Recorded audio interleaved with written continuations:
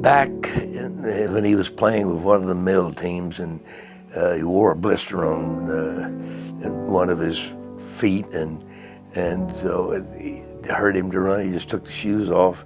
The story is that he was rounding the bases and so on, and somebody up in the stands hollered out, "Run, you shoeless son of a bitch!" And I don't know. But that's where the shoeless supposedly came from. And from then on, he was Shoeless Joe. He was living in a home out in the old mill village where he had first worked as a run of a lad.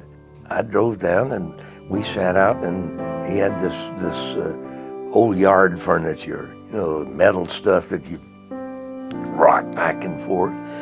And we sat there for a better part of a whole day. And we sat there and we talked, and he told his story. It's exactly what it says, by Shoeless Joe Jackson, is told to me.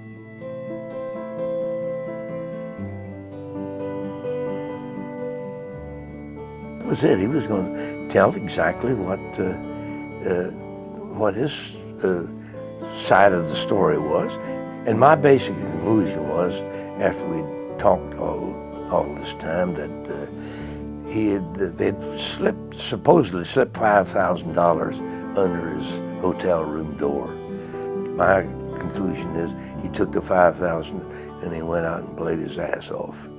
And he did. Hit .375, hit the only home run, threw out a couple of base runners, made no errors.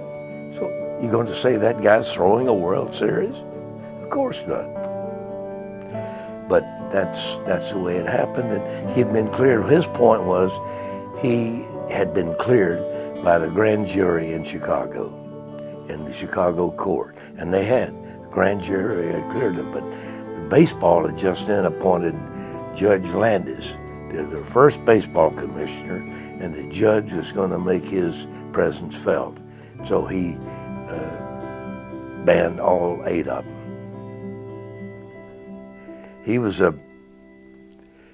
one of a kind. He never did at any time, and hadn't to the day he died. He died about 2 years after we did that story. Make any effort to get his name cleared.